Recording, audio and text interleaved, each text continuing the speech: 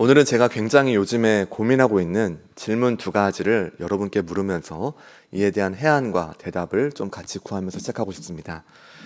오늘 아침에 양치질을 해야 되는데 저희 아들이 저에게 이런 질문을 했습니다. 아빠, 치카는 왜 해야 돼? 여러분이 어떻게 대답할 수 있을까요? 여기 대답에는 뭐가 있냐면 저희 아들에게는요, 치카가 굉장히 지루합니다. 한 번만 했으면 되는데 세 번 해야 되고, 여러분 썩으면 어떻습니까? 그냥 가서 치과 가면 되잖아요. 그러니까 지금 이런 생각들이 있는 아이에게 이빨이 썩으니까 치과를 가야 돼 이렇게 말하는 것은 사실은 별로 와닿는 대답이 아닌 겁니다. 그래서 제가 이 아이에게 어떻게 대답을 할까 하다가 어린이 지금 빨리 나가야 돼가지고 그런 거 질문하는 거 아니야 하고 나오면서 이렇게 교육을 하면 안 되는데 하지 말라는 어떤 내용 중에 어떤 책에서 봤던 내용이 이렇게 교육하시면 안 됩니다 했던 것을 지금 내가 하고 있구나라고 하면서 이제 아침에 나갔었습니다. 이빨이 썩으려고 해 라고 하는 대답은요, 아이 입장에서는 별로 와닿는 대답이 아닙니다. 그러니까 저희에게는 당연히 닦는 것이지 하지만 당연하게 느껴졌던 그런 것들이 갑자기 물어볼 때요, 대답하기가 굉장히 어렵습니다. 두 번째 질문입니다. 여러분은 돈을 왜 법니까? 갑자기 너무 숙연해져가지고 우린 돈을 왜 벌까요? 쓰죠. 그럼 다시 질문이 들어가는 겁니다. 왜 씁니까? 무엇을 위해 씁니까? 아까도 제가 말씀드린 것처럼 치카를 함께 할 때, 양치질을 함께 할 때에 이빨이 좀 썩으면 어때? 이렇게 말한 것처럼 돈이 좀 없으면 어때? 물론 이제 이건 굉장히 좀 이렇게 어려운 얘기긴 합니다만 당연히 돈은 중요합니다. 그리고 저도 돈이 중요하다는 걸 알고 있습니다. 근데 우리 인생 가운데서 만약에 여러분의 좀 다음 복음을 좀 알려주려는 사람에게, 또 이제 예수님을 믿는 사람에게 이런 질문을 들었다고 해보겠습니다. 그 사람에게 여러분 어떤 대답하겠습니까? 그냥 필요하니까. 그러면 이제 그리스도인은 그냥 돈이 필요해서 버는 거구나, 이렇게 이해할 수 있다는 것입니다. 이런 질문들이 사실은 굉장히 단순하면서도 어쩌면 우리의 마음 가운데 있는 생각들을 보여주기도 하고 대답하기 어려우나 만약에 그 안에 있는 그 의미를 잘 생각해보면 어쩌면 우리는 더 깊은 자리로 나아갈 수도 있을 것 같습니다. 제가 이번 본문을 마주하면서요, 괴로웠습니다. 제가 본문을 마주할 때마다 저는 가능한 돈에 관한 것을 말하고 싶지 않았는데 하나님이 또 이 돈에 관한 것을 나누라 하시는구나. 그리고 여러분, 돈이라는 것은 어떻습니까? 예민합니다. 우리가 이렇게 얘기하기에 굉장히 예민하고요. 제가 5글자만 말해보겠습니다. 돈, 집, 차, 땅, 나. 여러분, 여기 중에 하나라도 안 걸리는 사람이 있습니까? 그리고 우리 대한민국 사회 가운데에서 어떻게 하면 재산을 증식하고 어떻게 하면 이 땅 가운데서 더 편안하게 살려고 생각하지, 어떻게 하면 더 잃고 더 손해를 보고 더 어렵게 살려는 사람? 없습니다. 그러니까 여러분, 지금 이 본문 자체가 저에게는 굉장히 어려운 질문이었고요. 왜 돈을 법니까? 라는 질문 가운데 그나마 제가 생각했던 대답을 한번 나눠보도록 하겠습니다. 여러분, 만약에 하나님을 모르는 사람 입장에서 미래를 표현한다면 저는 이렇게 말할 수 있을 것 같습니다. 막막, 캄캄, 답답. 여러분, 하나님을 모르는 사람 입장에서 하나님이란 가장 중요한 분을 생각하지 않은 채 미래를 그려본다면요, 여러분, 언젠가는 죽습니다. 우리가 아무리 무언가 노력했더라도 건강을 언젠가 잃게 되고, 우리가 많이 무언가를 가졌다 할지라도 잃을 때도 있고, 그러니까 결국 궁극적으로 봤을 때는 막막하고 캄캄하고 답답합니다. 그러니까 앞날은 어떠냐면요, 불안한 것이죠. 어떤 책 제목도 보니까 이 불안에 대한 내용들이 굉장히 많이 나오는 것 같은데, 사실 우리 인생은요, 불안합니다. 여러분, 그러니까 이 불안한 세상 가운데에서 우리의 미래, 이 막막하고 캄캄하고 답답한 미래에 대한 가장 확실한 보장은 무엇일까요? 역시 아무도 안 속으십니다. 당연히 우리 예수님이십니다. 근데 여러분, 보통 사람들이 생각할 때 그것은 돈이야 라고 생각합니다. 왜냐하면 돈은 묵묵히 우리를 받쳐줍니다. 돈이 있으면요, 무언가 우리 마음 가운데 이렇게 훈훈한 마음이 듭니다. 제가 한번 백화점 상품권이 한 2장 있었습니다. 금액은 얼마인지 안 말하겠습니다. 2장 있었는데요. 이렇게 들어갈 때 저희 아내랑 얘기했습니다. 여보, 우리 몇 장 있지? 2장 있다는 거. 들어갈 때 마음이 어떠냐면요, 마음이 평안해요. 들어가면서 이것도 이 주장으로 살 수도 있겠네, 이것도 살 수 있겠네 해서요, 뭐 필요한 거를 몇 가지 샀습니다. 나올 때 이제 보니까 몇 장에서 했더니까 없습니다. 들어갈 때 그렇게 푸근하고 평안했던 마음이 나올 때는요, 그 두 장이 이렇게 사라진 건가? 과연 우리는 잘 산 것인가? 이게 정말 뭐 중요하고 필요한 것이긴 했었지만 나올 때 마음에는요, 무언가 허한 마음을 금할 수가 없었습니다. 여러분도 한번 생각해 보십시오. 우린 사실 돈 때문에 울기도 하고요, 돈 때문에 웃기도 하고요. 어떤 사람은 이런 말도 합니다. 얼마면 돼? 돈 맛에 산다. 심지어 우리의 인생 가운데 어떤 사람이 잘 산다고 생각해 보십시오. 어떤 사람이 지금 잘 살고 있습니다 하면 여러분 지금 딱 어떤 생각이 듭니까? 하나님과 관계가 깊은 사람이군 이라고 생각이 드시죠. 예? 정말 그 사람은 인격적이고 성숙한 사람이라는 생각이 드시면 좋겠습니다. 잘 산다고 말할 때 우리는 무슨 생각이 듭니까? 돈이 많은가? 재정이 많은가라는 생각이 들기 마련입니다. 그만큼 이 돈이라는 것은요, 사실 굉장히 예민하고 우리가 들을 때도 이게 우리의 삶과 가장 연관되어 있기 때문에 다루기 어렵고 설교하기 싫은 내용입니다. 근데 생각해 보십시오, 여러분. 예수님은 늘 무엇을 말씀하시냐면 재물과 나를 겸하여 섬길 수 없다고 말씀하십니다. 주님께서 말씀하시는 것 중에서 주님과 경쟁의 구도로 둔 것은 재물밖에 없습니다. 너무 두려운 얘기고요. 주님의 말씀이 얼마나 통찰력이 있고 얼마나 우리의 마음 깊은 곳을 건들고 있고 사실은 이 말씀을 우리를 불편하게 하기 마련입니다. 왜냐하면 그리스도인에게도 돈은 중요하기 때문입니다. 우리는 오늘 이 돈에 대한 것들, 더 나아가서 우리는 누구이며 우리 인생의 목적은 무엇인지에 대해서 함께 본문을 통하여서 생각해 보고자 합니다. 우리 함께 오늘 읽은 말씀 4장 13절 말씀을 같이 읽겠습니다. 함께 읽습니다. 들으라, 너희 중에 말하기를 오늘이나 내일이나 우리가 어떤 도시에 가서 거기서 1년을 머물며 장사하여 이익을 보리라 하는 자들아. 사랑하는 여러분, 야고보서가 기록되었던 이 1세기 팔레스타인 지역에서는 상공업이 발달했습니다. 지금 이 야고보는 4장 13절에서 무엇을 전제하고 있냐면 어떤 사람이 사업 계획서를 작성하는 중입니다. 여러분, 사업 계획서에 대해서 많이 다 들어보셨죠? 또 여기 계신 분들 중에는 그런 계획을 세워보신 분도 있으실 것 같습니다. 지금 이 본문 가운데 무엇을 말하고 있냐면 당시에도 어디를 가야 돈을 벌 수 있을지, 내가 무언가를 산 다음에 다시 파는 방식을 통하여서 어떻게 이윤을 남길 수 있는지에 대한 고민이 담겨져 있습니다. 그래서 여러분이 13절 말씀을 잘 보시면 오늘이나 내일이나 우리가 어디를 가야 될까? 어떤 도시를 가서 어떤 품목을 팔고 어떤 시간을 보내면서 함께 해야 될 거야 해야 대한 사업 계획서에 대한 내용들이 담겨져 있습니다. 사실 저는 이제 사업을 해보지 않았고 다른 분들의 또 우리 성도님들의 이야기를 들어보면 이와 같은 사업 또 우리의 삶의 자리 가운데에서 재정을 번다는 것은, 돈을 번다는 것은 정말 어려운 일입니다. 계획이 필요하고 어떤 자리 한 칸을 잡을 때도 좋은 자리를 찾아야 하고, 또 여러분 거기 가서 함께 해도 어떻습니까? 경쟁 업체는 무엇이 있는지, 이렇게 해서 과연 지속 가능성이 있는지, 어떤 아이템을 골라야 할지, 이런 것들이 우리의 고민입니다. 놀랍게도 야고보서가 기록될 때도 우리와 똑같은 고민을 하는 사람들이 있었다는 것입니다. 여러분이 말씀을 들을 때 13절 말씀에 어떤 부분이 문제일까요? 여러분 본문을 다시 한번 보십시오. 들으라, 너희 중에 말하기를 오늘이나 내일이나 우리가 어떤 도시에 가서 거기서 1년을 머물며 장사하여 이익을 보리라 하는 자들아. 여러분, 그 다음 내용이 긍정적인 내용이 이어질 것 같습니까? 무언가 좀 부정적인 내용이 이어질 것 같습니까? 부정적인 내용이 이어질 것 같은 생각이 듭니다. 감사합니다. 예? 여러분이 본문에서 보시면 그러나 내용상의 이 생각과 모든 것이 잘못된 점이 있다면 무엇일까요? 사실 잘못된 것 없다고 말할 수 있을 것 같습니다. 왜냐하면 우리도 이 생각을 하니까요. 어떻게 하면 이 하루를 벌 것인가?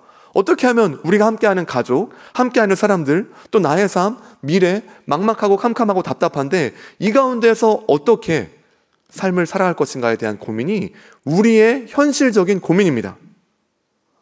그리고 여러분, 제가 잠깐 말했지만 저는 다 이해할 수 없지만 시대를 꿰뚫는 해안도 있어야 되고, 사업을 한다는 것은 사람들을 잘 돌아보기도 하고, 이것이 과연 이윤이 날지 안 날지에 대한 여러 고민들을 해야 합니다.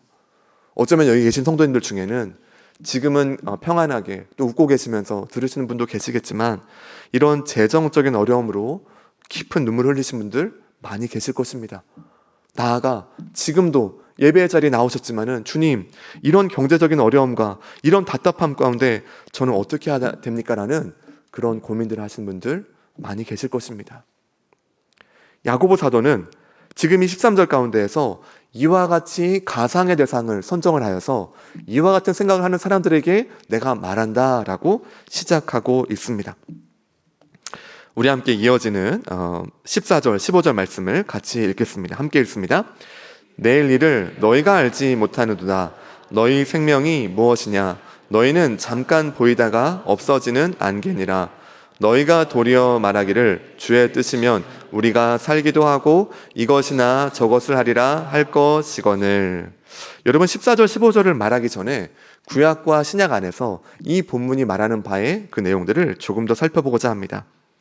사랑하는 여러분, 13절 말씀에서의 문제점이 무엇이냐면 이 모든 생각 가운데 하나님이 없다는 것입니다. 하나님이야말로 가장 중요한 상수인데, 온갖 변수들을, 온갖 다른 요인들은 다 생각하면서 하나님은 빼놓고 내가 계획하고 내가 함께 해야지, 내가 이렇게 하면 될 거야 라는 것 자체가 잘못됐다는 것을 말하고 있습니다. 구약 성경에서도 사랑하는 여러분, 하나님께서는 만나를 내리십니다. 만나를 내리실 때 이 만나는 하늘에서 떨어집니다.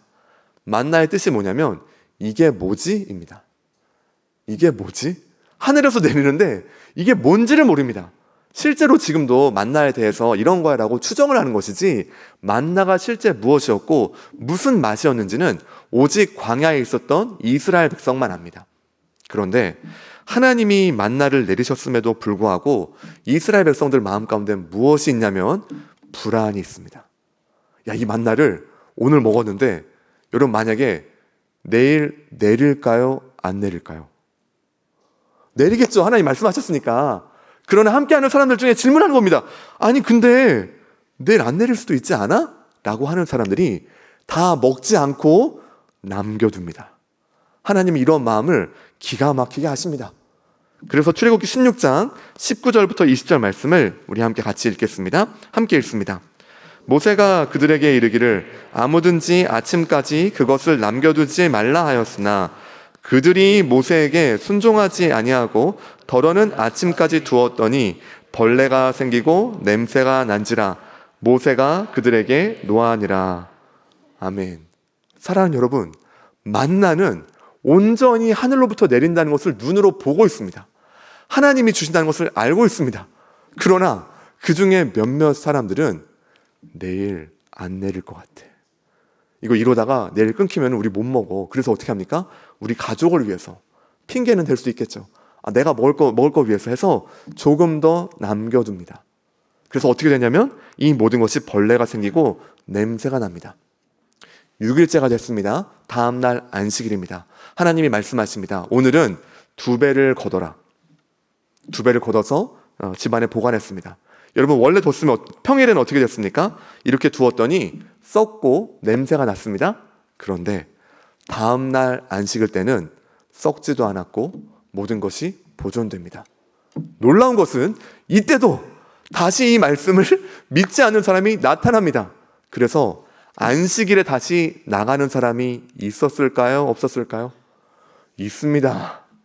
여러분이라면 나가셨을까요? 안 나가셨을까요? 저는 나갔을 것 같습니다. 물론 하나님에 대한 불순종의 차원보다도 궁금해서요. 진짜 안 오나? 물론 이제 그러면 안 됩니다. 그러면 안 되는데요. 본문상에서 봤을 때는 하나님은 지금 무엇을 하고 계시냐면 이 만나를 통하여서 이 공급자가 하나님인 것을 너희가 온전히 신뢰하는지 아닌지를 보고 계시다고 말씀하십니다. 이스라엘 백성들은 그 가운데에서 늘 하나님을 시험하고 하나님의 말씀을 온전히 믿지 않음이 여기서 드러나는 것이죠. 그 모든 것은 사실은 그들의 마음 가운데 불안함이 있다는 것입니다. 야, 이 가운데 나를 보호해 줄 것, 우리와 함께 할 것은 이 만나야. 여러분, 오늘날의 이 만나를 따로 모아두는 것이 무엇과 유사합니까? 더 많은 재정을 모으게 되고, 무언가 재정이 아닐지라도 내 미래를 보장할 수 있는 어떠한 것들을 갖는 것들로 볼 수도 있습니다. 지금 제가 말하는 것은 그와 같이 갖는 것 자체가 잘못됐다는 것이 아닙니다. 소유할 수도 있습니다. 가질 수도 있습니다. 그러나 돈은 필요하나 동경의 대상이 아닙니다. 공급의 수단이나 공급자는 아닙니다. 하나님은 아담을 창조하시면서 뭐라고 말씀하셨습니까? 모든 것을 다스리라 하셨지 어떤 것에도 다스림을 받으라고 하신 적이 없습니다. 그러나 오늘날의 사회를 보십시오. 이 세상은 이미 돈의 다스림을 받고 있습니다. 얼마면 돼? 잘 사는 사람, 연봉을 따라가는 인생, 돈이 전부야라는 것들 가운데에서 그리스도인마저도 그 생각들 가운데 오염되고 그것이 어쩌면 하나님보다 더 큰 신앙으로 받아들이는 것이 우리의 모습인지도 모르겠습니다. 왜냐하면 바알과 아세라상을 섬겼던 것도 사실은 이와 같은 풍요와 안락을 추구한 것이요, 오늘의 우리의 삶 가운데 돈이나 재정이나 그 여러 가지를 추구하면서 우리 자신은 때때로 모르지만 하나님이 보시기에는 너는 지금 이것이 수단이 아니라 공급자가 되고 있는 것은 아니니? 너는 어느샌가 하나님만을 바라보며 주님께서 주신 축복임에도 불구하고 하나님을 잊은 채 하나님이 주신 축복을 우상으로 삼고 그것을 섬기고 있는 것은 아닌지에 대해서 묻고 있다는 것입니다. 우리가 함께 읽은 이 말씀을 다시 한번 보시면 14절에서 이 말하는 것은 가장 중요한 것은 내일을 안다는 착각인 것입니다. 사랑하는 여러분, 14절 말씀에서 말한 것은 무엇입니까? 내일 일을 너희가 알지 못한다라고 말합니다. 그리고 그 다음에 나오는 내용이 너희는 잠깐 보이다가 없어지는 안개다라고 말하고 있습니다. 사실 헬라어에서 내일과 안개는 공기를 의미하는 아에르라는 단어에서 같은 어원에서 나온 단어입니다. 그러니까 이 본문을 들을 때 우리는 내일과 안개가 다른 내용이지 이렇게 하지만 약간의 언어 유희가 담겨져 있다는 것입니다. 헬라어 이 본문 안에서는 내일을 지칭할 때도 안개라는 이미지가 떠오르고 우리의 생명을 말할 때도 안개라는 이미지가 떠오른다는 것입니다. 그리고 14절에 말하는 것처럼 이 사람의 가장 큰 문제는 하나님께서 1년 후 가운데 이 사람의 생명이 있게 하실지 아닐지도 모르나 오늘과 내일을 넘어 내 1년 후에도 이렇게 되겠지라고 하는 그 착각이 문제인 것을 말하고 있습니다. 우리 함께 누가복음 12장 18절부터 21절 말씀을 같이 읽겠습니다. 함께 읽습니다. 또 이르되 내가 이렇게 하리라. 내 곡간을 헐고 더 크게 짓고 내 모든 곡식과 물건을 거기 쌓아두리라. 또 내가 내 영혼에게 이르되 영혼아 여러 해 쓸 물건을 많이 쌓아두었으니 평안히 쉬고 먹고 마시고 즐거워하자 하리라 하되 하나님은 이르시되 어리석은 자여 오늘 밤에 내 영혼을 도로 찾으리니 그러면 내 준비한 것이 누구의 것이 되겠느냐 하셨으니 자기를 위하여 재물을 쌓아두고 하나님께 대하여 부요하지 못한 자가 이와 같으니라. 아멘. 예수님께서 말씀하신 이 비유를 잘 보시면 한 부자가 또 등장을 하죠. 너무 돈이 많아져서 곡간을 헐고 더 크게 짓고 모든 곡식과 물건을 거기에 쌓아두리라 했을 때에 스스로에게 무엇을 말합니까? 여러 해 쓸 물건을 많이 두었으니 평안히 쉬고 먹고 마시자. 곧 내 미래는 이제 보장됐다라고 말하는 것입니다. 그런데 하나님은 그 사람에게 무엇을 말씀하십니까? 너가 가장 어리석다고 말합니다. 사랑하는 여러분, 만약에 재정적인 부분에 있어서 하나님이 여러분에게 허락하신 부분이 있다면 어리석은 자가 되지 않으시길 바랍니다. 우리의 재정도, 우리의 인생도, 우리의 모든 삶도 주님께서 맡기신 것입니다. 처음부터 우리의 것이 아닙니다. 우리는 주님께 빌렸을 뿐이지 이것이 처음부터 우리의 것이 아님을 기억하시길 바랍니다. 오늘 본문에서는 하나님께서 말씀하시기를 내 영혼을 도로 찾으리니 그러면 준비한 것이 누구의 것이 되겠느냐 말씀하시면서 21절 말씀에 자기를 위하여 재물을 쌓아두고 하나님께 대하여 부요하지 못한 자가 이와 같다고 말합니다. 이 뜻은 재정이 우리 가운데 있는 가장 1차적인 목적은 나 자신을 위한 것이 아니라 하나님의 뜻에 따라서 이것을 흘려보냄에 있다는 것입니다. 여기서도 여러분 오해하지 말 것이 그러면 무조건 다 헌신하고 무조건 다 보내라는 것입니까가 아니라 우리의 가장 첫 번째 우선순위가 나의 마음과 나의 원함과 나의 필요를 채우는 것이 아니라 하나님, 주님의 뜻이 무엇입니까? 주님의 뜻 가운데 내가 다스림을 받기를 원합니다. 주님의 뜻이 아니면 나는 멈출 수도 있고 주님의 뜻이 아니라면 나는 이 재정을 주님께서 하지 말라는 것이라면 하지 않을 수도 있다라는 그 고백이 있어야 한다는 것입니다. 반대로 말하면 내가 원하지 아니할지라도 기도하고 함께하면서 주님의 뜻이 선명하다면은 더욱 주님의 뜻을 따라 걸어가는 그 결단도 여기에 담겨져 있다는 것입니다.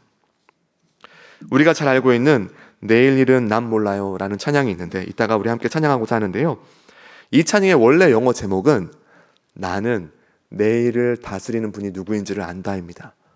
한국어로 번역이 되면서 내일 일은 난 몰라요로 번역이 되었는데 사실 원래 영어 제목은 나는 내일을 다스리는 분이 누구인지를 안다는 것입니다. 사랑하는 여러분, 내일은 주님의 것입니다. 하나님은 우리에게 오늘을 허락하셨습니다. 우리는 안개와 같습니다.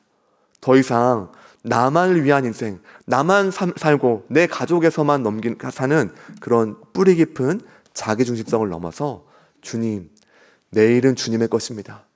더 이상 내 원함대로만 살지 않고 주님의 뜻을 따라서 내 걸음을 가기를 원하고 내 삶도, 내 생명도, 내 재정도, 아니 나의 시간과 나의 인생 모든 것을 다하여서 주의 뜻을 따라 걸어가기를 원하오니 우리의 착각을, 우리의 어리석음을 벗어지게 하여 주시옵소서. 같이 고백하기를 원합니다. 본문을 기억하면서 두 번째 기억할 것만 함께 나누도록 하겠습니다. 우리 함께 오늘 읽었던 이 15절 말씀에서 보시면 너희가 도리어 말하기를 주의 뜻이면 우리가 살기도 하고 이것이나 저것을 하리라 할 것이거늘. 13절 말씀의 문제는 뭐냐면 첫 번째로는 내일을 안다는 착각이었고 두 번째는 주의 뜻이 뒷전에 있다는 것입니다. 사랑하는 여러분, 여기서 도리어라는 단어는 조금 더 원래의 의미를 생각한다면 대신에 라고 말할 수 있습니다. 곧 13절과 같이 말하는 사람은 그리스도인이 아니라는 것입니다. 그냥 이 질문만 하고 나는 그냥 내 이익을 위해서 이렇게 해야지, 나는 이렇게 해서 돈을 많이 벌 거야, 이것이 내 인생이야 라고 한다면, 자, 그리스도인일지라도 이것이 진짜 우리의 생각이라면 깊이 생각해 봐야 한다는 것입니다. 이렇게 말하는 대신에 말하기를 어떻게 고백하냐면 주의 뜻이면 우리가 살기도 하고 이것이나 저것을 하리라 할 것이거늘. 여러분이 본문에 담긴 지혜와 우리를 향한 권면은 무엇입니까? 주님의 뜻이 앞서고 하나님의 뜻이 무엇인지를 생각하면서 그 가운데 내가 다스림을 받을 때에 나의 시간도 나의 재정도 우리 인생의 모든 것들이 그제서야 정렬이 된다는 것입니다. 그 이전까지는 계속해서 뒤죽박죽일 것입니다. 왜냐하면 하나님이 그렇게 창조하셨기 때문입니다. 하나님이 아담을 창조하실 때에 하나님의 말씀을 듣고 아담은 그 다스림에 순복할 때에만 아담이 모든 것을 다스릴 수가 있습니다.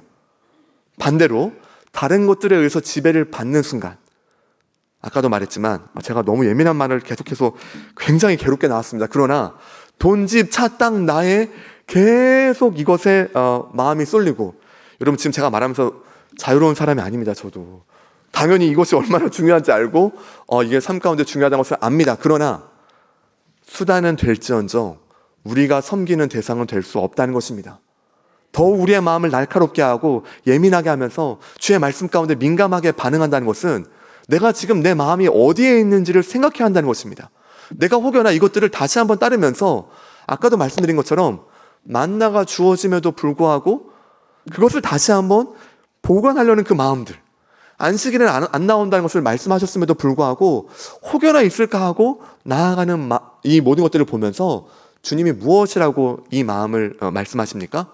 그것이 불순종입니다. 아까 제가 호기심이라 말씀드렸는데 잘못 말했습니다. 호기심이 아니고 그와 같이 하나님의 말씀 가운데 따르지 않는 것 자체, 그와 같은 마음 방향성 자체가 불순종이라는 것입니다. 그러면 주의 뜻을 따라 산다는 것은 무엇입니까? 우리 함께 잠언 27장 1절 말씀을 같이 읽겠습니다. 함께 읽습니다. 너는 내일 일을 자랑하지 말라. 하루 동안에 무슨 일이 일어날는지 내가 알 수 없음이니라. 여러분, 잠언 27장 1절에서 무엇을 말하고 있습니까? 내일 일을 우리가 자랑할 수 없다는 것입니다. 왜냐하면 내일은 주님의 것이고 주의 뜻 안에 있기 때문입니다. 오늘만이 주님께서 맡기시고 함께한 이 인생 가운데 걸어가는 것, 그리고 이 하루 동안 가운데 주어진 하루에 감사한 것이 훨씬 중요함을 알아가는 것입니다. 특히 사도행전 18장 21절 말씀에 바울의 자세를 통하여서 하나님의 뜻대로 산다는 것이 무엇인지를 우리는 살펴볼 수 있습니다. 우리 함께 사도행전 18장 21절 말씀 같이 읽습니다. 시작. 작별하여 이르되 만일 하나님의 뜻이면 너희에게 돌아오리라 하고 배를 타고 에베소를 떠나. 바울은 에베소 공동체를 사랑했습니다. 여기에 있는 사람들이 너무 귀했고 에베소 공동체 가운데 함께한 이 교제들이 너무 소중했습니다. 그런데 여러분 21절 말씀을 보십시오. 작별하여 이르되 내가 1년 후에 에베소에 오리라 라고 말하지 않습니다. 6개월 후에, 얼마 후에 기한을 정하지도 않습니다. 아주 희한한 화법으로 말하고 있죠. 어떻게 말합니까? 만일 하나님의 뜻이면 너희에게 돌아오리라. 여기엔 어떤 마음이 담겨 있습니까? 만일 하나님의 뜻이 아니면 내가 사랑하는 너희들, 함께하는 이 공동체 못 보는 것에도 나는 순복하겠다는 뜻이 담겨져 있습니다. 사랑하는 성도 여러분, 여러분의 고민과 여러분의 계획 가운데 불안이 있습니까? 주의 뜻이 있습니까? 여러분은 오늘 인생 가운데 돈만 바라보고 있습니까? 이것이 수단이 되어 주님의 나라를 바라보고 있습니까? 여러분은 혹여나 이 이방 사람들, 하나님이 아닌 다른 구약의 많은 그 바알과 아세라를 섬겼던 사람들처럼 오늘날의 시대는 더욱 광폭하게 온갖 우상들을 섬깁니다. 돈뿐만이겠습니까? 오늘 우리를 유혹하고 뒤흔드는 것들이 너무나 많습니다. 아까 더드림 찬양 때 함께 찬양하시면서 유혹과 핍박이 몰려오는데 오늘날의 시대는 그 유혹이 얼마나 강렬한지 우리가 세상을 살다 보면 이게 유혹인지 아닌지 어느샌가 모른 채 빠져드는 일들이 너무나 많습니다. 오늘 다시 한번 이 말씀을 기억하시면서 주님, 내일 일은 모르지만 나의 인생 가운데 주의 뜻이 있기를 원합니다. 주님의 다스림을 받으며 하나님의 인도함을 따라 나아가기를 원합니다. 혹여나 우리의 마음 가운데 내일을 내 것이라 생각하고 이건 내 거니까 내 마음대로 할 거랬던 자기중심성이 아직도 우리 마음 가운데 있다면 하나님 이것을 말씀의 빛으로 비춰주셔서 다시 한번 주님의 뜻 앞에 순복하게 하시고 하나님의 나라와 영광을 위하여 이제는 우리의 인생의 걸음도 계획도 주님의 계획 안에 있을 수 있도록 주님이 먼저 앞서가신 그 길 가운데 우리의 걸음이 있기를 함께 고백하며 나가는 사랑하는 모든 성도님 되시기를 주님의 이름으로 축원합니다.